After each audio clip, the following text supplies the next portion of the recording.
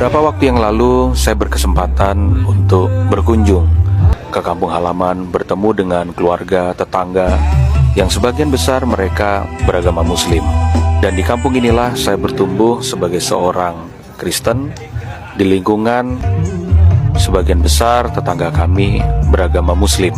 Kami hidup rukun dan damai, dan setiap saya pulang ke kampung, sebagai seorang pendeta, saya selalu disambut dengan kasih sayang, bahkan dipeluk-peluk sama ibu-ibu yang mereka tahu sejak dari kecil saya bertumbuh besar dengan asuhan kasih sayang dari mereka. Inilah kampungku. Shalom saudara-saudara yang dikasihi Tuhan, jumpa kembali di channel YouTube saya. Kesempatan ini kita mau mendengar kesaksian dari seorang bapak yang berlatar belakang semua keluarganya adalah Islam. Bahkan pada waktu dia kecil, dia suka menghina temannya karena temannya itu adalah Kristen. Tapi ia tidak pernah menyangka-nyangka bahwa ternyata ia akan menjadi seorang murtadin, bahkan tidak hanya sekedar menjadi murtad, tapi dia dipakai Tuhan untuk melayani. Dia menjadi seorang pendeta. Dan ketika ia pulang kampung, saudara-saudara, dia disambut baik oleh seluruh keluarganya, yang mana di kampung itu mayoritas Islam. Disambut dengan baik, dihormati, dihargai, sangat luar biasa. Dan tentunya ia terus berharap bahwa dalam menjalani hidup sebagai seorang hamba Tuhan, Tuhan akan senantiasa pelihara tuntun dalam menjalani kehidupannya. Bahkan terus berdoa agar keluarganya pun akan dijamah oleh Tuhan dan menjadi percaya kepada Yesus Kristus. Kita saksikan bersama-sama.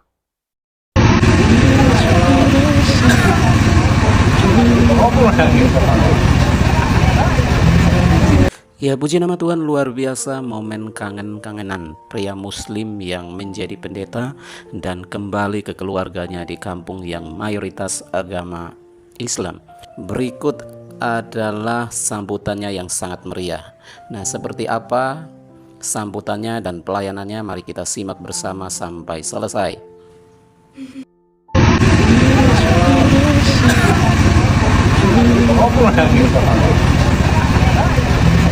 Beberapa waktu yang lalu, saya berkesempatan untuk berkunjung ke kampung halaman, bertemu dengan keluarga, tetangga, yang sebagian besar mereka beragama Muslim. Dan di kampung inilah saya bertumbuh sebagai seorang Kristen, di lingkungan sebagian besar tetangga kami beragama Muslim. Kami hidup rukun dan damai, dan setiap saya pulang ke kampung, sebagai seorang pendeta, saya selalu disambut dengan kasih sayang, bahkan dipeluk-peluk sama ibu-ibu yang mereka tahu sejak dari kecil saya bertumbuh besar dengan asuhan kasih sayang dari mereka. Inilah kampungku. Kami hidup sangat rukun dan damai, saling mengasihi, saling mencintai. Inilah kampungku, inilah saudara-saudaraku. Saya lahir dari keluarga yang sama sekali bukan Kristen. Jadi keluarga besar saya dari seberang. Dan saya masih ingat betul, waktu itu saya SMP, saya punya teman namanya Edi. Nah, teman saya ini adalah seorang Kristen yang taat. Jadi setiap dia mau belajar, dia selalu mengawali dengan doa. Dan saya masih ingat dia pakai kalung salib yang ada Yesus pakai celana dalam, terus kemudian tergantung. Dan saya selalu ngebully Edi. Saya selalu bilang begini, Edi, ngapain sih salib dicium-cium? Ngapain sih Tuhan yang pakai celana dalam dicium-cium? Dan tahukah Anda semua, sejak SD, SMP, bahkan menengah ke atas, saya tidak pernah peringkat 3. Saya selalu peringkat 1, 2, 1, 2, 1, 2, dan saya dianggap sebagai siswa yang paling berprestasi. Sedangkan teman saya, Edi, adalah siswa yang taat pada agamanya, taat pada kekristenannya, tapi nilainya selalu jeblok.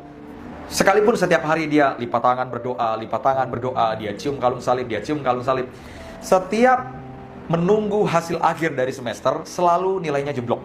Kalau nggak peringkat 10, ya peringkat 15 atau peringkat 20. Sedangkan saya selalu menganggap diri saya sangat pintar. Sedangkan saya selalu menganggap diri saya berprestasi. Saya selalu peringkat 1, 2, 1, 2. Karena itu saya selalu rendahkan Edi. Saya selalu bilang, pantesan kamu nggak bisa dapat peringkat. Karena Tuhan yang kamu sembah adalah Tuhan yang jorok, pakai celana dalam, plus mati. Tapi saya masih ingat, saat itu Edi bilang begini, kamu tahu nggak kenapa Yesus mati? Yesus mati karena dia mengasihi semua manusia. Kasih itu bukan hanya omongan, tapi kasih itu harus dibuktikan. Dan bukti daripada orang itu mengasihi adalah ketika orang itu mau mati bagi orang yang dikasihinya. Dan perkataan itu yang kemudian mentobatkan saya, mengubahkan hidup saya, dan kemudian menjadikan saya menjadi seorang anak Tuhan yang menerima Kristus Yesus sebagai juru selamat hidup saya. Setelah saya menerima Tuhan Yesus sebagai juru selamat pribadi saya rindu untuk membagikan apa yang saya alami kepada semua orang, terutama kepada keluarga saya. Saya rindu untuk berbagi dengan kebahagiaan yang saya alami. Karena itu, saya memutuskan untuk saya melayani Tuhan dan memberikan hidup saya sepenuh waktu untuk menjadi berkat bagi banyak orang. Sebab saya tahu, Alkitab berkata bahwa surga bersorak bukan waktu saya kaya. Surga bersorak bukan waktu rumah saya bertambah banyak. Surga bersorak bukan waktu ketika saya punya fasilitas lebih daripada orang lain. Tapi surga bersorak ketika ada satu jiwa yang bertobat dan menerima Tuhan Yesus sebagai juru selamat hidup mereka. Karena itu yang saya lakukan adalah saya memberikan diri saya untuk melayani Tuhan sepenuhnya. Karena saya tahu menjadi seorang hamba Tuhan adalah sebuah kehormatan untuk saya bisa berbagi kebahagiaan ini kepada semua orang. Sampai hari ini Tuhan percayakan saya untuk bisa datang dan melayani dari Sabang sampai Merauke dan ke bangsa-bangsa. Dan saya melihat ternyata tidak ada kebahagiaan yang terbesar yang saya bisa rasakan selain melihat orang-orang mereka menerima Kristus Yesus dalam hidup mereka. Ada yang mereka rusak hidupnya, hancur hidupnya, jauh daripada Tuhan, membenci orang tua, bahkan hampir bunuh diri. Tapi oleh karena kemurahan Tuhan, Tuhan pakai hidup saya untuk membawa mereka dekat dengan Tuhan. Dan itulah kebahagiaan yang saya rasakan ketika saya berbagi bahwa tidak ada satupun Tuhan yang mau mati buat umatnya, menyelamatkan umatnya, datang ke dunia, kecuali apa yang Yesus Kristus buat di atas kayu salib, demi dia buktikan dia mengasihi kita. Suka dukanya menjadi seorang hamba Tuhan, ya sukanya banyak, dukanya nggak ada. Karena saya selalu melihat dan saya selalu punya prinsip dalam kehidupan saya, tidak ada duka dalam pelayanan. Sekalipun kelihatannya duka, tapi itu adalah sukacita, bagian dari proses kehidupan. Menjadi seorang hamba Tuhan itu terkadang seringkali disalah mengerti. Contoh, waktu tidak punya apa-apa, masih naik angkot kanan kiri, masih lusuh-lusuh, orang kemudian menghakimi saya. Dianggap bahwa saya adalah seorang anak muda yang tidak punya masa depan yang baik. Tapi ketika Tuhan memberkati, juga dihakimin orang. Orang selalu bilang, itu hamba Tuhan kedagingan. Itu hamba Tuhan yang makan duit jemaat. Terkadang saya bingung juga. Tapi saya belajar bahwa menjadi seorang hamba Tuhan, setiap omongan, setiap cacian, setiap kata-kata rendahan, saya belajar untuk saya menerima bahwa itu adalah bagian dari proses kehidupan saya, untuk saya senantiasa tetap rendah hati untuk menjadi seorang hamba Tuhan. Saya seringkali disalah mengerti, saya seringkali dilecehkan, saya seringkali direndahkan. Bahkan saya pernah dalam keadaan satu kali saya diundang pelayanan, dan hari itu saya masih ingat, saya masih naik angkot kemana-mana.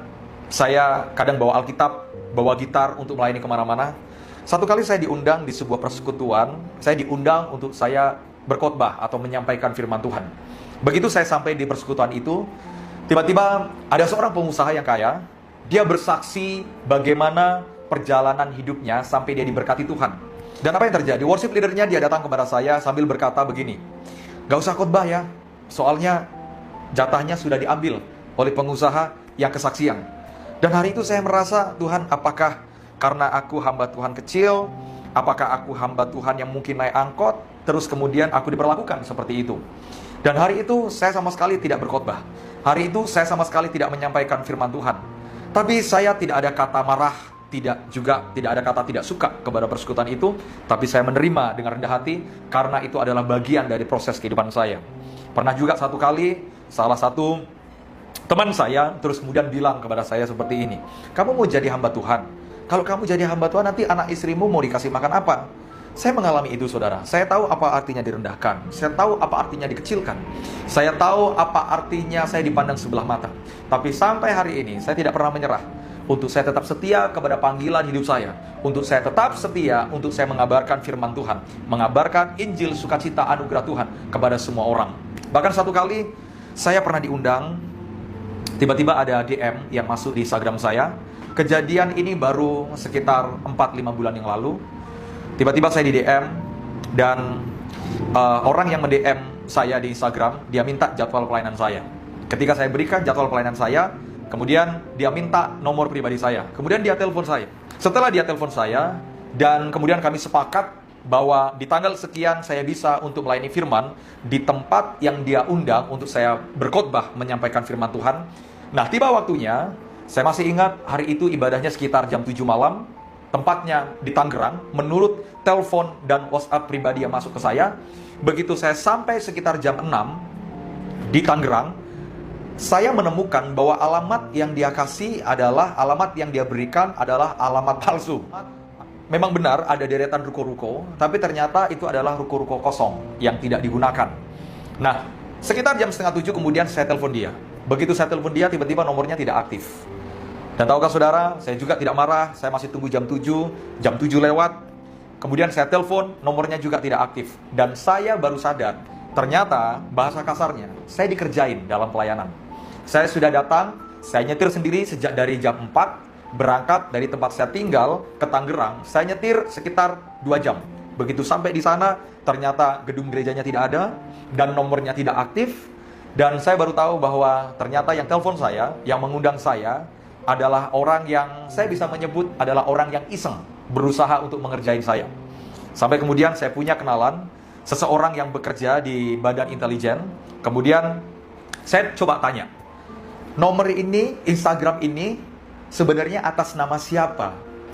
Jadi saudara, kalau saudara punya Instagram, kalau saudara mau buat Instagram baru, saudara harus mencantumkan nomor pribadi saudara. Dan mungkin yang telepon saya, yang berusaha untuk ngerjain saya mungkin lupa bahwa setiap nomor telepon itu harus diregistrasi dengan KK dan KTP.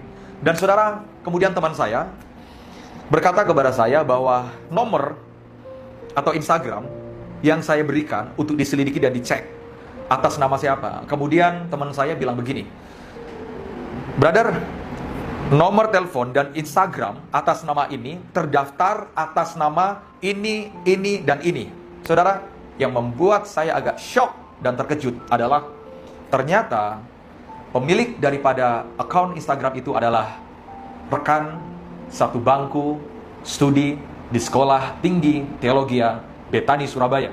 Ketika 8-9 tahun yang lalu saya menempuh pendidikan di sana. Saya tahu orangnya dengan persis nama lengkapnya. Artinya hari itu dia telepon saya, dia berusaha untuk ngerjain saya, sampai saya nyetir 2 jam di tempat pelayanan yang sama sekali tidak ada. Saya bisa marah, saya bisa kecewa, tapi saya belajar dalam pelayanan jangan pernah marah. Anggaplah mereka adalah orang-orang yang dikirim untuk memproses kehidupan kita, agar kita lebih merendahkan hati di hadapan Tuhan. Anggaplah mereka adalah orang-orang yang dikirim oleh Tuhan untuk membentuk kita, untuk kita belajar mengasihi, untuk kita belajar mengampuni, untuk kita belajar menjadi seorang hamba Tuhan yang rendah hati. Sampai tidak ada satupun dari kalimat yang keluar daripada kita untuk kita tidak suka dengan mereka. Sebab saya punya prinsip hidup, bagian saya adalah bukan untuk disukai semua orang, tapi bagian saya yang harus saya lakukan adalah saya mengasihi semua orang. Pesan saya bagi setiap hamba-hamba Tuhan, apapun yang kau alami saat ini, tetap setia dalam panggilan. Karena menjadi seorang hamba Tuhan, itu adalah panggilan yang terhormat. Sekalipun dengan air mata, percayalah, bahwa setiap air mata, Tuhan akan ubah menjadi permata suatu saat nanti. Tetap setia pada panggilan yang Tuhan sudah berikan kepada kita, tetap setia melayani, tetap setia berbagi, tetap setia membawa orang untuk dekat dengan Tuhan. Dan saya percaya, ketika sudah tiba waktunya, ketika Tuhan memanggil kita, maka kita punya kebanggaan tersendiri bahwa hidup kita sudah menjadi berkat, dan lewat hidup kita ada banyak orang, mereka dimenangkan bagi hormat kemuliaan nama Tuhan. Tuhan Yesus memberkati. Dan berikut ini saudara-saudara kita akan mendengarkan khotbahnya, luar biasa bagaimana ia menyampaikan firman Tuhan yang begitu memberkati. Ia boleh dipakai oleh Tuhan sangat luar biasa dalam memberitakan Injil, sehingga ada banyak orang yang begitu diberkati bahkan datang kepada Tuhan untuk diselamatkan. Apa kabar? Saudara bersuka cita? Puji Tuhan. Saudara, Terima kasih dengan tidak mengurangi rasa hormat. Terima kasih Pak Gembala, Pak Supra, Ibu, seluruh staf diaken majelis yang mengizinkan waktu bagi saya untuk membagikan firman Tuhan. Sudah lama sekali kita nggak ketemu, hampir setahun. Tapi saya percaya bahwa setiap hidup kita, setiap hari bicara tentang anugerah Tuhan. Amin. Makanya begini ya, saudara, tanda orang yang bertobat bukan hanya saudara tidak mabuk lagi, tidak ngerokok, apalagi tidak main judi. Tanda orang yang bertobat, arah hidupnya itu sudah berubah. Begini, ada orang Kristen yang ngakunya sudah bertobat, tapi arah cara berpikirnya bukan lagi tentang Tuhan, tapi tentang dirinya sendiri, yang dia bangun tentang kerajaannya. Saya percaya bahwa orang yang benar-benar berubah, orang yang benar-benar bertobat, arah hidupnya itu Pak, bukan lagi tentang dirinya, tapi tentang Tuhan dan kerajaannya. Amin. Makanya begini ya, hidup itu begini Pak, jangan mementingkan diri sendiri, tapi pentingkan apa maksud dan rencana Tuhan untuk jiwa-jiwa dan terutama untuk kerajaannya. Nah saudara, seringkali dalam hidup kita selalu mengalami yang satu ini. Yang satu ini selalu kita alami dan kita hadapi setiap hari. Apa sih nama yang satu ini? Namanya masalah. Saudara, apa sih masalah? Kalau saudara tanya kepada saya, masalah adalah saat atau kondisi, waktu di mana yang terjadi itu tidak sesuai dengan yang saudara inginkan. Maka kita sepakat bahwa kalau ada keadaan yang terjadi tidak sesuai dengan yang kita inginkan, maka kita akan simpulkan dan kita akan munculkan satu nama. Namanya adalah masalah. Dan celakanya adalah begini, setiap hari Pak, setiap waktu kita pasti ngalamin dan menghadapi yang namanya masalah. Makanya begini, Tuhan tidak pernah berjanji, saudara ikut Tuhan, hidupmu bebas dari masalah. Tuhan tidak berjanji bahwa saudara ikut Tuhan, hidupmu seperti jalan tol atau karpet merah. Makanya saudara pelajari dalam Alkitab, setiap orang yang muncul dengan orang-orang hebat, selalu mereka menghadapi yang namanya ini, masalah. Cuma masalah itu tergantung bagaimana cara kita memandangnya, bagaimana cara kita menilainya. Banyak orang Kristen justru karena masalah, hidupnya nggak berubah, hidupnya nggak bertumbuh, imannya nggak kuat. Makanya kalau saudara tanya ke saya, Pak, Kristen itu harusnya dibangun atas dasar apa? Saudara jangan pernah membangun kekristenan atas dasar berkat ataupun mujizat. Di Israel, ada satu tempat yang sangat terkenal, namanya Kapernaum. Nah, Kapernaum ini adalah tempat di mana Yesus tinggal di situ, dan yang lebih luar biasanya adalah Kapernaum tempat di mana Yesus banyak melakukan mujizat. Kapernaum ini kota yang sangat terkenal. Yesus tinggal di situ, Petrus tinggal di situ, bahkan Yesus melakukan banyak mujizat di satu kota yang namanya Kapernaum. Jadi Kapernaum ini kota mujizat. Tapi sayang banget Pak, sayang sekali. Kota yang penuh mujizat, kota yang penuh dengan tanda heran dan keajaiban, pada akhirnya dikutuk oleh Tuhan. Apa yang salah sih? Yang salah begini, kota itu memang penuh dengan mujizat, kota itu memang penuh dengan berkat, tapi sayang orangnya tidak mau bertobat. Nah, untuk membuat seseorang bertobat, maka muncullah yang namanya ini Pak, masalah. Jadi tidak selamanya masalah itu buruk, tergantung bagaimana cara kita memandangnya. Saudara jangan bilang begini, Pak, masalah itu Pak seperti gelap malam. Iya, seperti gelap malam kalau saudara tidak punya lampu terang. Ada banyak orang di dalam hidup seperti itu. Ketika menghadapi masalah, masalah itu seperti malam yang gelap. Padahal mereka lupa bahwa malam gelap itu diizinkan untuk membuat cahayamu itu terang, sayang. Kayaknya saudara ini kayaknya kaku banget kayaknya. Coba bilang kanan kiri, masalah itu baik. Makanya kalau saudara dengan Tuhan, jangan cuma berpikir begini, ikut Tuhan bebas dari masalah, ikut Tuhan ngalamin mujizat. Saya setuju Pak, iya dan amin. Tapi pelajari dalam Alkitab, bahwa orang-orang yang ngalamin berkat dan mujizat, tapi hidupnya tidak ditempa dengan masalah, mereka gak pernah kuat. Coba saya mau tanya kepada saudara, 5 roti 2 ikan, berapa orang yang kenyang? 5.000. Pertanyaan saya, ketika mereka ngalamin masalah, ketika Yesus ngalamin masalah mau disalib, mereka ada gak? Gak ada Pak, karena mental mereka itu cuma mental ini, mental berkat. Tapi bukan mental proses, dan masalah diizinkan Tuhan untuk gini, memproses hidup saudara. Makanya Pak, tidak selamanya masalah itu buruk. Terkadang dalam hidup Tuhan harus izinkan malam hari datang untuk membuat bintangmu bercahaya. Makanya tidak ada pelangi kalau tidak ada petir dan hujan yang datang.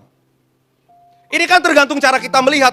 Makanya begini Pak, kalau saya melihat dengan mata yang jelas, saya bisa bedakan. Saudara pakai baju warna apa?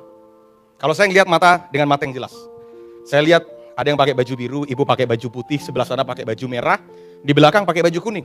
Karena ngelihatnya jelas. Kalau saya ngelihat saudara dengan mata yang jelas, maka saya akan bisa bedakan warna baju apa yang saudara pakai. Tapi Pak, kalau saya pakai kacamata hitam nih, nggak tahu kenapa semuanya kelihatan gelap. Ini jemaat Betani Kendari gelap semua kelihatannya. Padahal kalau saya pakai mata yang jelas, saya bisa bedakan warna baju yang saudara pakai. Tapi karena saya pakai kacamata hitam, saya ngelihat ibu yang tadi, bapak yang tadi pakai baju biru kok gelap ya Pak. Ibu yang di sebelah pakai baju putih kok gelap ya. Yang di sebelah sana Pak, kok gelap juga. Yang di sebelah sana tadi yang pakai baju kuning, saya lihat kok gelap juga. Terus kemudian saya bilang gini, Pak Supra, kok jemaatnya semuanya gelap Pak? Saudara, kalau saya lihat semua keadaan gelap, yang salah bukan saudara. Tapi yang salah, matamu yang salah. Seringkali dalam hidup, kita salah melihat masalah karena cara pandang kita yang salah. Berapa banyak kita pakai mata yang salah ketika kita ngalamin yang namanya masalah. Coba, kita itu sering Pak pakai kacamata hitam untuk menilai hidup orang, betul nggak? Betul? Halo? Makanya begini, lepas kacamatamu, jangan pakai kacamata hitam supaya saudara melihat semuanya dengan jelas. Tidak selamanya masalah itu buruk, sayang. Bahkan kalau saudara lihat, jangan lihat Daud yang jadi raja. Kapan sih Daud jadi raja, Pak? Bukan ketika diurapi pakai minyak itu, bukan. Itu tanda dia diurapi jadi raja. Tapi saat dimana Tuhan tuntun dia jadi raja, dia harus menghadapi masalah besar, namanya Goliat. Nah, Goliat yang saudara hadapi itu untuk membuat saudara pada satu titik di mana Tuhan mempromosikan dan memberkati hidup saudara. Aduh. Makanya mental Pak mesti beda. Cara melihatnya itu mesti beda. Di antara semua prajurit Israel, ketika Goliat datang, semua ketakutan. Bayangin tuh. Mereka percaya mereka punya Tuhan. Mereka percaya mereka diurapi. Tapi begitu Goliat datang, semuanya Pak kencing di celana. Mereka ketakutan. Sampai kemudian itu didengar sama Daud. Sampai Daud bilang begini, siapa sih dia yang menghina Tuhannya kita? Siapa sih orang yang tidak bersunat yang menghina Tuhannya kita? Saudara, semua suara yang didengar tentang Goliat, semua ketakutan. Tapi Daud bilang begini, siapa sih dia? Di lembah terbantin, Goliat itu teriak-teriak. Karena tidak ada satupun orang yang berani untuk menghadapi Goliat. Di lembah terbantin, suaranya kedengeran. Di antara puluhan ribu orang Israel. Dan sayang, puluhan ribu orang Israel ketakutan dengan suara Goliat. Tapi satu orang ini Pak, dia bilang gini, siapa sih dia? Di antara suara Goliat, Goliat dia tebarkan ketakutan. Sampai Goliat bilang begini, mana? Lawan aku dong. Ketika semua ketakutan, suaranya didengar sama satu orang. Dia ini siapa sih? Tuhan itu butuh begini Pak, bukan suara mayoritas. Tapi Tuhan itu butuh suara sekalipun sendiri bersama dengan Tuhan, itu mayoritas. Hanya Daud loh yang berani menghadapi. Padahal Daud tidak terlatih di medan pertempuran. Tapi Daud terlatih di medan penggembalaan. Tahu gak saudara, latihan Daud yang paling keren itu apa? Dia bukan seorang pemanah yang ulu. Dia bukan seorang prajurit yang tahu bagaimana cara bawa pedang. Tapi dia seorang hamba Tuhan yang tahu bagaimana cara menyenangkan Tuhan. Makanya ketika Daud menghadapi Goliat, Saul bilang begini, pakai senjataku, pakai jubahku. Daud ngerasa keberatan Pak. Kenapa ngerasa keberatan? Sampai kemudian dilepas jubahnya Saul itu. Karena dia nggak terbiasa pakai itu. Dia nggak biasa Pak main pedang. Dia biasanya main pakai nama Tuhan. Makanya dalam hidup Pak untuk menghadapi musuh, jangan main pedang-pedangan sayang. Pakai nama Tuhan. Makanya ketika Daud di lembah terbantin, Goliat bilang begini, anjingkah aku sehingga engkau datang kepadaku tidak membawa pedang. Saudara tahu nggak yang dilakukan Daud apa? Daud itu Pak mentalnya sudah menang sebelum berperang. Buat Daud begini, untuk menghadapi Goliat nggak perlu pedang. Pakai ketapel aja, selesai. Karena yang paling penting bukan ketapelnya. Yang paling penting Pak, bukan umbannya. Makanya Daud bilang begini, kamu datang dengan membawa pedang. Tapi aku datang dalam nama Tuhan. Orang yang datang dalam nama Tuhan pasti hidupnya penuh dengan kemenangan. Trust me. Oh ya, makanya begini, saya beri judul khotbah saya, judulnya sederhana. Judulnya adalah menang atas masalah. Karena tidak semua orang menang atas masalah. Ada banyak orang menang atas berkat. Tapi tidak semua orang Pak menang atas masalah. Seringkali hidup kita gagal dan kalah cuma karena satu urusan ini, masalah. Nah, satu kali Tuhan marah kepada orang Israel. Sampai kemudian Musa itu tegur orang Israel. Bilangan 14, saudara bersuka cita, katakan amin. Bilangan 14 ayat yang ke-22. Mari kita baca sama-sama saudara. 1, 2, 3. Semua orang yang telah melihat kemuliaanku dan tanda-tanda mujizat yang telah kuperbuat di Mesir dan di padang gurun, namun telah 10 kali mencobai aku dan tidak mau mendengarkan suaraku. 23. Pastilah tidak akan melihat negeri yang kujanjikan dengan bersumpah kepada nenek moyang mereka. Semua yang telah menista aku ini tidak akan melihatnya. Saudara, orang Israel dibawa oleh Tuhan keluar dari tanah Mesir. Mereka masuk di padang gurun. Mereka itu suka marah sama Tuhan. Tahu nggak marahnya orang Israel itu apa? Marahnya orang Israel itu gini, Musa, kami lapar. Musa, kami haus. Berapa banyak nih mental orang Kristen model kayak begini Pak Supra. Hidupnya cuma takut masalah lapar dan haus. Makanya banyak mental orang Kristen kalau di gereja Pak, cuma cari urusan lapar dan haus. Kalau saudara dalam hidup buka toko cuma cari lapar dan haus, gak usah pakai Yesus. Orang yang gak kenal Tuhan juga cari itu. Kalau saudara kerja di bank cuma urusan lapar dan haus, Gak usah dengan Yesus Pak, orang yang gak percaya Tuhan juga cari itu. Nah banyak orang mentalnya salah, mentalnya cuma lapar, haus. Mentalnya apa? Berkat, mujizat. Makanya saya gak heran, Tuhan marah di Kapernaum. Tuhan marah di Kapernaum karena sudah banyak gak ngalamin mujizat, tapi orangnya gak bertobat. Tahu gak saudara? Pertobatan itu jauh lebih penting daripada berkat yang saudara dapatkan. Kalau ada hal yang saudara datang hari ini, bukan cari berkat, bukan. Pak, saya gak ngomong berkat itu salah. Saudara yang suka stalking di Instagram saya sudah pasti saudara tahu. Saya itu kalau sama Tuhan Pak, gak pengen cari berkat, enggak. Saya lebih pengen cari Tuhan yang memberkati daripada berkatnya. Bukan pada tangannya, tapi pada pribadinya. Kalau saudara dapatkan pribadinya, kekayaan surga pasti saudara dapatkan. Nah hari itu Tuhan marah. Tuhan marah gini, semua orang yang sudah melihat tanda-tanda mujizat, mereka ngelihat loh tanda mujizat, mereka ngelihat berkat. Tapi Tuhan bilang begini, mereka tidak akan masuk ke negeri yang aku janjikan. Oh, orang Israel keluar dari tanah Mesir, mereka lihat laut Teberau terbelah. Orang Israel gak perlu kupas bawang, rica, tomat, makanan dari surga turun Pak. Kurang apa Tuhan buat? Satu aja, kurang ajar mereka untuk melihat cara berkat Tuhan. Tapi mereka bilang sama Tuhan, Musa, kami lapar. Musa, kami haus. Kalau mental kita masih seperti itu Pak, apa bedanya kita dengan mereka? Sampai kemudian karena mereka cuma takut lapar dan haus, mulut mereka suka menista Tuhan. Makanya orang Israel itu Pak, kalahnya di urusan satu ini. Tolong jangan tersinggung. Urusan apa? Mulut. Orang Israel kalah Pak di urusan ini. Mulut. Mulutnya suka marah sama Tuhan. Mulutnya suka komplain sama Tuhan. Mulutnya suka menggerutu sama Tuhan. Sering kali gini, kita menang di urusan tangan yang menyembah, tapi kita kalah di urusan mulut yang harus bertobat. Saudara marah ya sama saya? Oh iya Pak, sering kali Pak, respon yang salah itu keluar dari mana? Mulut. Ini yang orang Israel lakukan. Sedikit mereka lapar, mereka bilang begini, Musa, kami mati Musa. Musa, mati Musa. Musa, kami haus. Musa, lebih baik kami kembali ke tanah Mesir. Padahal di Mesir dia jadi budak. Sampai kemudian Tuhan marah. Semuanya yang sudah melihat mujizatku, yang sudah ngalamin berkatku, tidak akan masuk ke negeri yang aku janjikan.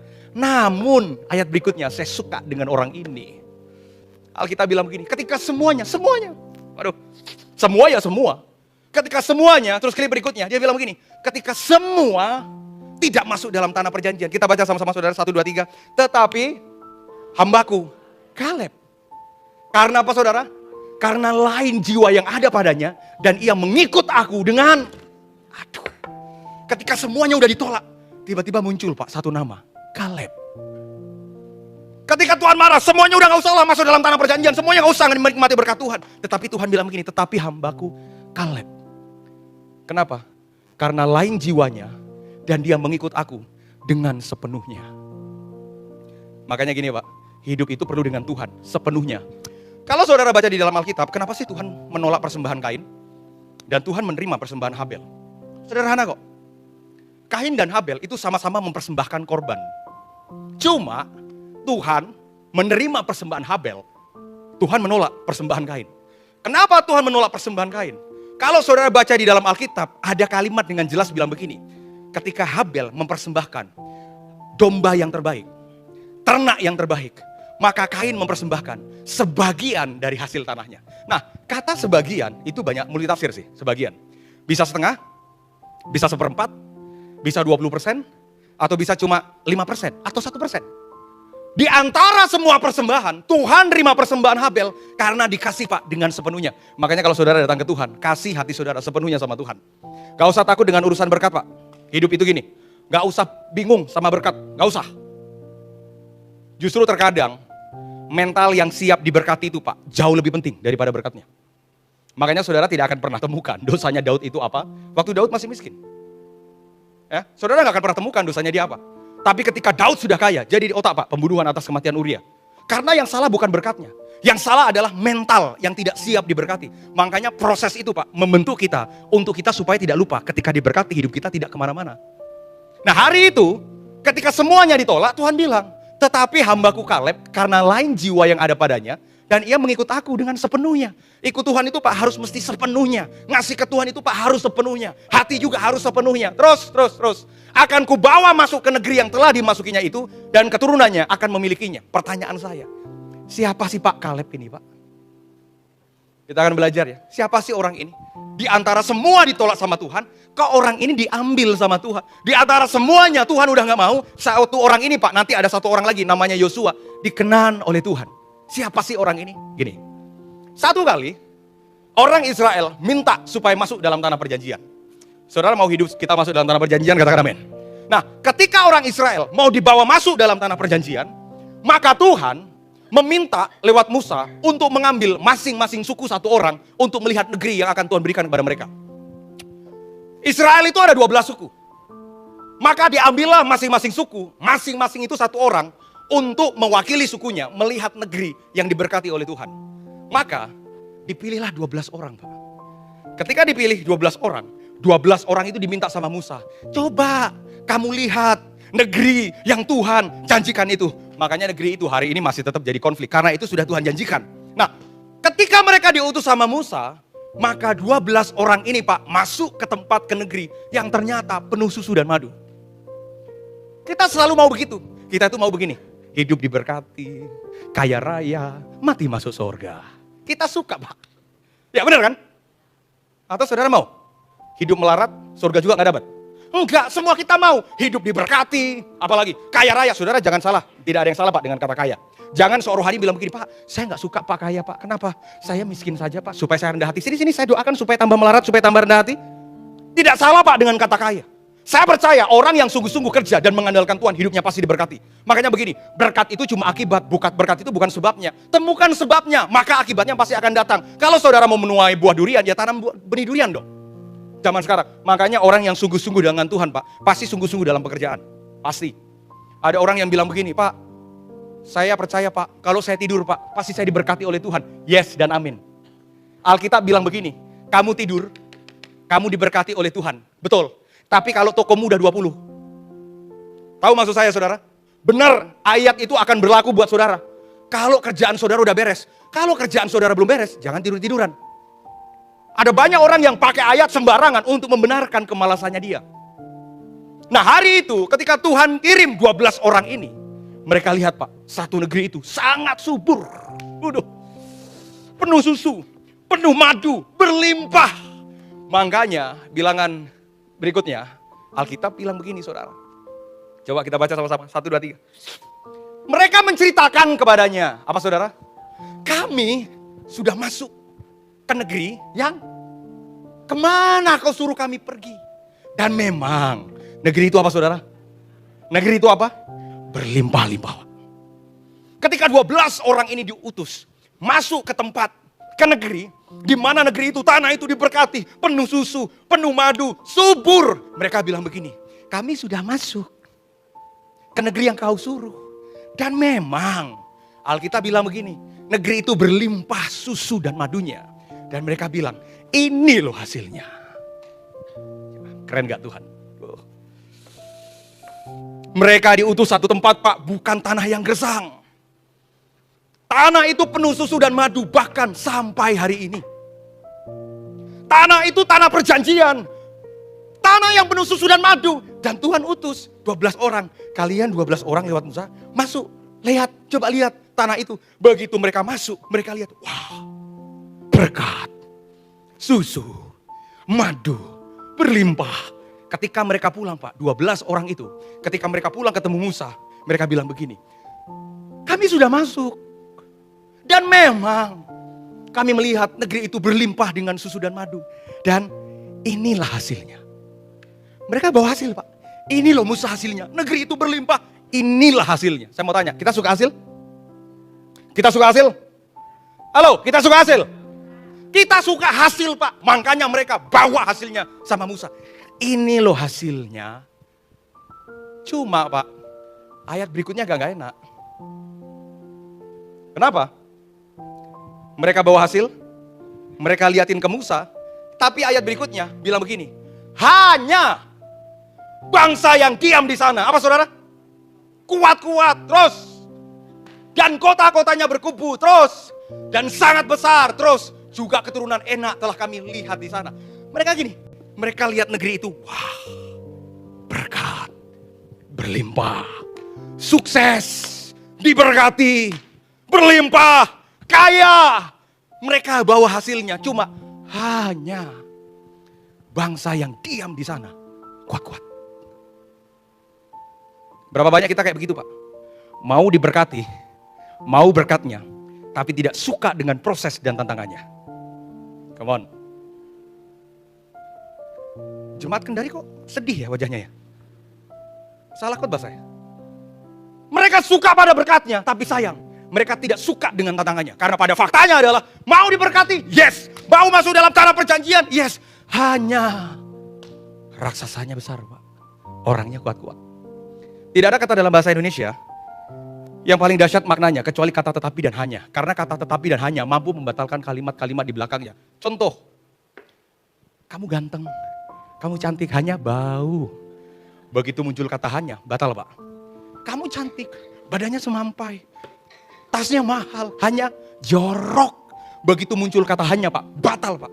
Berapa banyak kita suka dengan berkatnya, tapi kita tidak suka dengan tantangannya. Karena selalu kita bilang, hanya Pak, mana mungkin Pak bisa diberkati. Mana mungkin Pak, hanya Pak saya nggak bisa. Mana mungkin Pak kita bisa dipulihkan. Mana mungkin Pak saya hanya orang biasa. Mana mungkin saya dipakai oleh Tuhan. Kata hanya Pak, lepaskan dari cara pandang saudara. Sebab bagi Tuhan gak ada satupun Pak yang tidak mungkin. Kita selalu melihat keadaan besar sih, berkat sih, susu sih, berlimpah, hanya. Berapa banyak kita ngalamin ketakutan hanya karena kata hanya. Itu persis, Pak, 3 tahun yang lalu. Istri saya, Pak, itu dari kecil gak pernah susah. Bisnis mertua saya itu banyak banget, pom bensin lah, restoran, segala. Pokoknya istri saya gak susah, Pak. Tiba-tiba datang pendeta ganteng, Pak, namanya David Derson, ngajak nikah. Cuma yang gak enak, hanya gembel, itu aja. Ditolak, Pak. Tapi itu proses buat saya. Anyway, saya dapat berkat 2 bulan ini, Om. Dari staf di BNN, saya diberkati, saya diangkat jadi komisaris. Orang kalau ngelihat saya, Pak, ngelihat berkatnya, puncaknya, jangan, Pak, jangan. Jangan lihat berkatnya, lihat bagaimana prosesnya. Jangan lihat bagaimana Daud jadi raja, tapi lihat bagaimana cara dia menghadapi Goliat. Karena setiap Goliat yang kita hadapi pasti membawa kita pada istana yang diberkati oleh Tuhan, sayang. Makanya mental itu mesti berubah. Setiap musuh, Goliat di depan mata kepala saudara untuk mempromosikan hidup saudara. Ada banyak kita gini, Pak, percaya diberkati, amin Pak. Percaya diurapi, amin Pak. Percaya ngalamin berkat Tuhan, amin Pak. Hanya Pak. Orang Israel kayak begitu. Mentalnya kayak begitu. Mau berkatnya, gak suka dengan prosesnya. Makanya ketika mereka datang, mereka bawa hasil.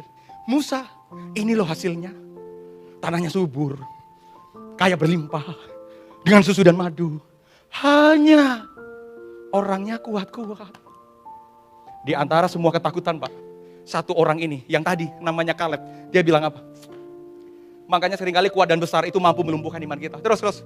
Ketika semua ketakutan, satu orang ini, Pak, namanya Kaleb.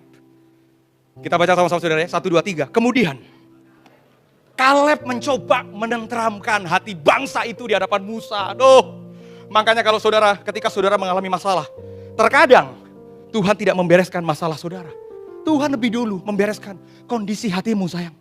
Kondisi hati ini, Pak, perlu ditenteramkan ketika kita ngalamin masalah. Ketika semuanya bilang begini, Musa di sana besar, Musa musuh raksasa, Musa kami ketakutan, Musa kita mati, Musa gak mungkin kita ke sana. Kaleb dia bangkit berdiri. Dia coba tenteramkan hati bangsa itu. Karena menenteramkan hati, Pak, jauh lebih penting daripada menenteramkan hidup. Berapa banyak orang punya tapi hatinya gak pernah tentram dan bahagia. Saya belajar, Pak Supra, tentang masalah hati dari hal yang sederhana. Satu kali saya itu sama adik saya, kita itu lagi mau makan itu loh, pork ribs, itu rusuk babi. Salah satu tanda pertobatan adalah menikmati daging babi, saudara. Itu tanda pertobatan menurut saya. Itu di kawasan Blok M itu ada pork ribs, ada rusuk babinya. Rusuk babinya enak banget. Nah, saya tuh lagi sama adik saya. Tiba-tiba lagi nyetir, mobil, Pak, diserempet, Pak. Bruak, diserempet. Ya kalau Betani Kendari sih jemaatnya begitu diserempet, puji Tuhan. Tabrak aja Pak lagi, Pak, gitu. Begitu mobil diserempet Pak, waduh saya keluar, selesai juga itu orang. Oh kita marah juga Pak, ya kan. Saya bilang, Bapak ini kok gimana Pak? Lampu merah Bapak terobos, Bapak sikat lagi mobil saya. Tuh lihat tuh mobilnya Pak hancur Pak. Nah hati saya udah rusak karena marah. Benar-benar rusak hari itu hati saya. Karena mobil diserempet, kegores, di depan itu agak penyok juga tuh. Hati saya udah marah-marah Pak, hati saya udah gak beres. Nah biasanya makan rusuk babi pork ribs di restoran itu biasanya enak. Bener, biasanya itu makan itu Pak, nikmat banget. Tapi gak tahu Pak hari itu, makan gak rasa apa-apa Pak. Enak, orang ngantri Pak. Itu salah satu saya suka itu mirip sama Nuris Bali itu. Orang itu kan ngantri untuk makan pork ribs.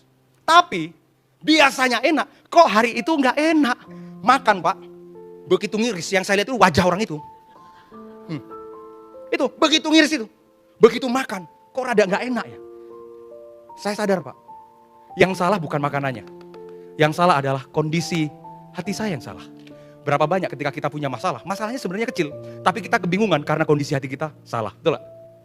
Makanya, sebelum Tuhan menenteramkan keadaanmu, Tuhan lebih dulu menenteramkan keadaan hatimu.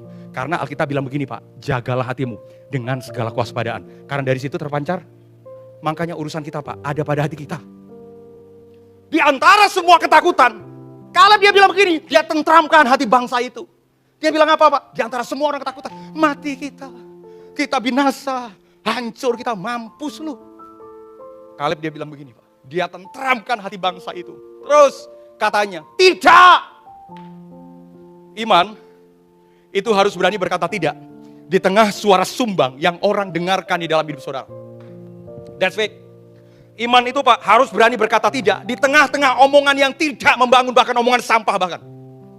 Ketika semuanya bilang begini, kita mati. Kalau maju di sana raksasa, kita pasti binasa. Tiba-tiba Kaleb bilang begini, satu orang Pak, tidak. 10 orang mereka pesimis. 10 orang imannya luntur. Karena melihat keadaan. Tapi satu orang ini dia bilang begini, tidak. Makanya kalau ada orang yang bilang begini, kamu gak mungkin diberkati, kamu gak mungkin sukses, saudara dijawab tidak. Aku percaya kalau Tuhan sudah berbicara maka akan memberkati hidupku. Iman itu begitu Pak.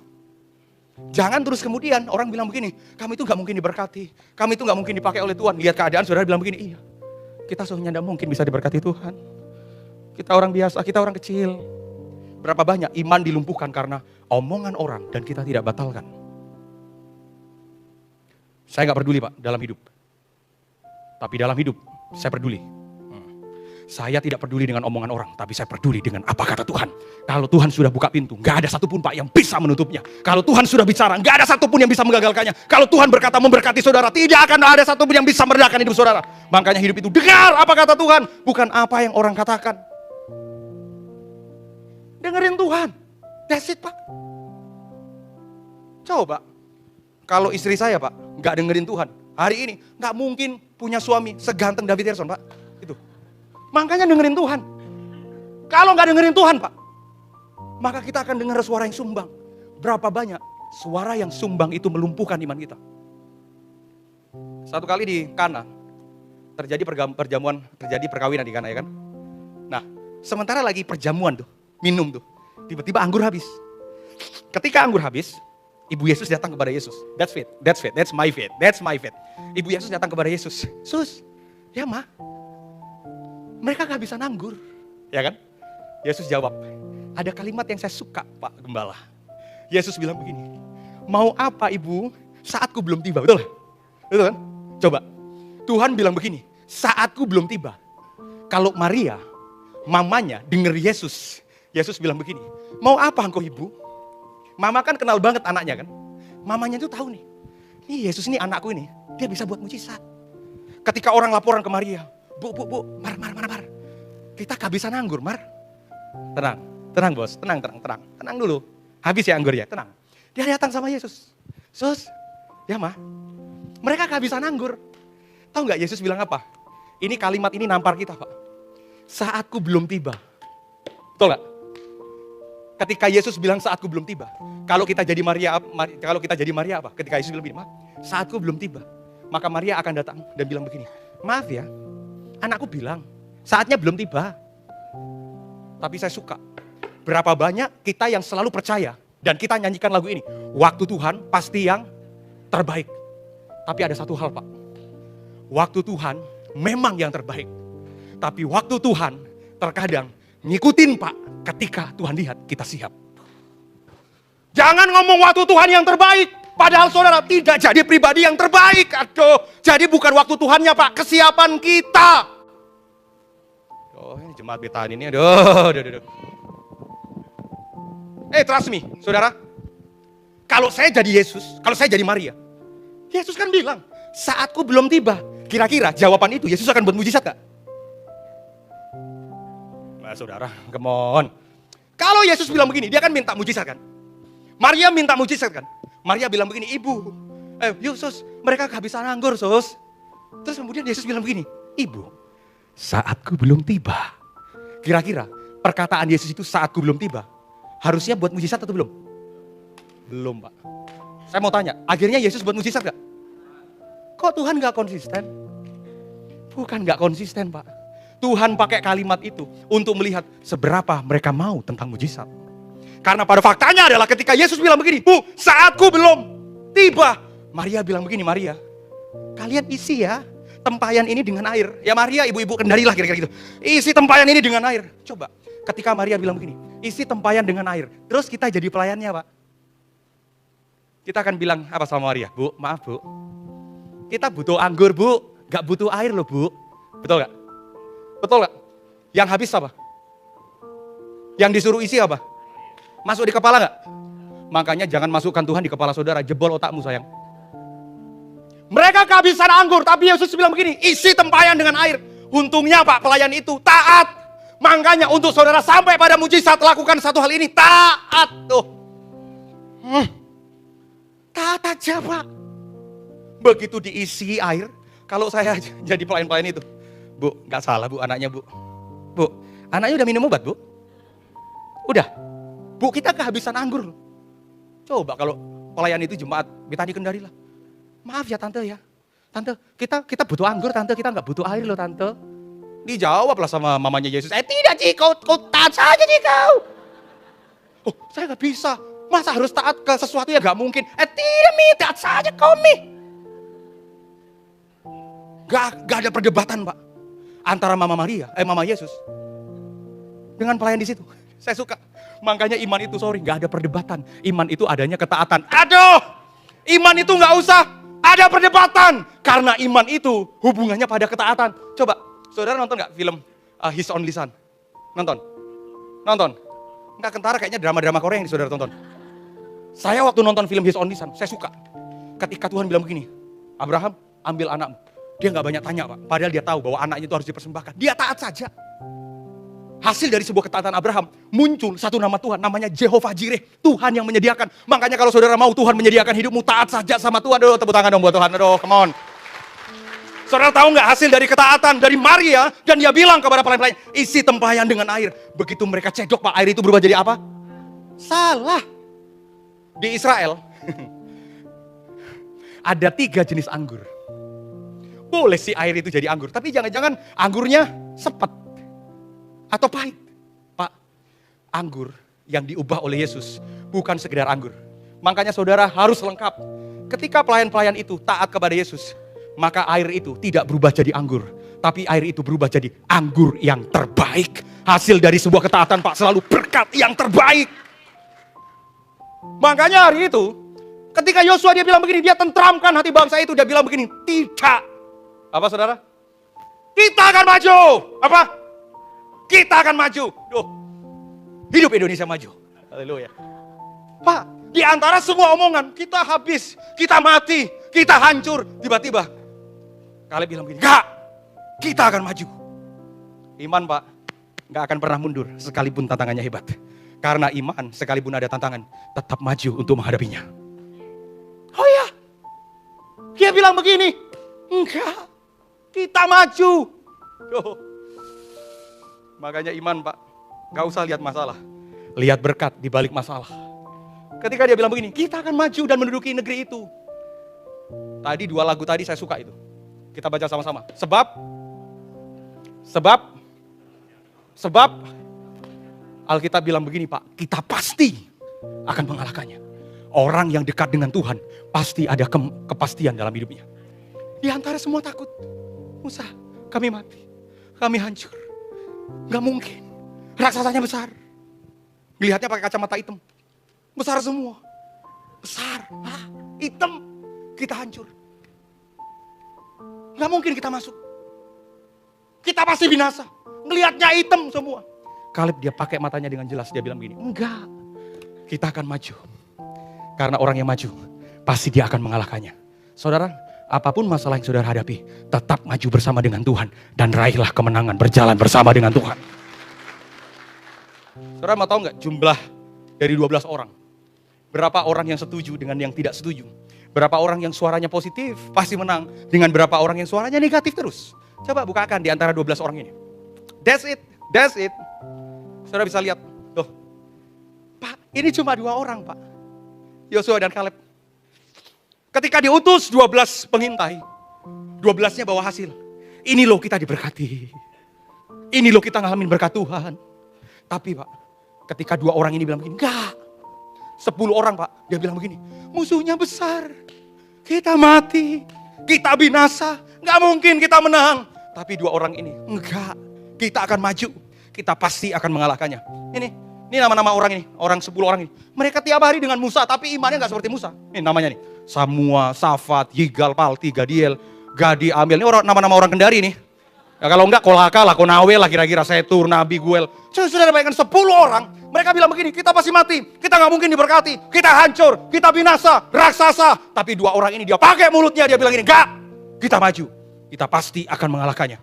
Orang yang kenal Tuhan Pak, pasti hidupnya mau maju dan ada kepastian iman di dalam kemenangan. Aduh, tepuk tangan buat Tuhan. Pada akhirnya, that's what I love. Ketika 2 orang ini Pak, berhasil mempengaruhi ribuan, bahkan jutaan orang Israel. Mereka bilang begini, enggak, kita maju. Iman mereka bangkit Pak.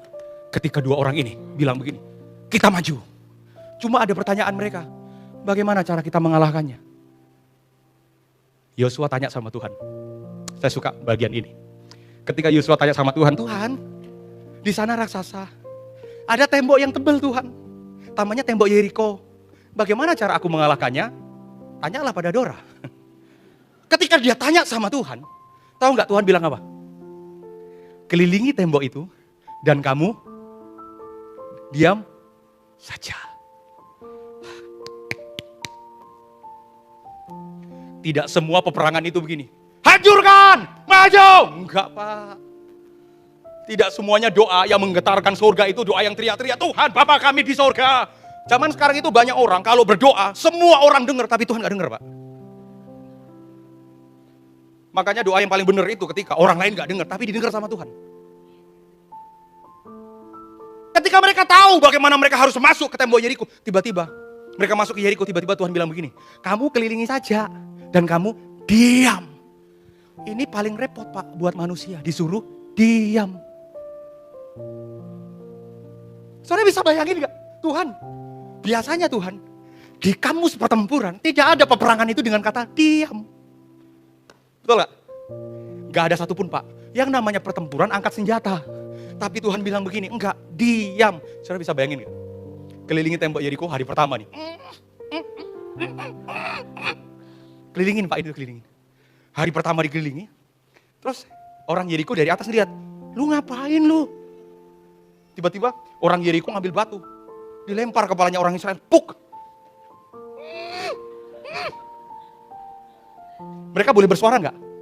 Enggak boleh Pak. Kelilingin lagi.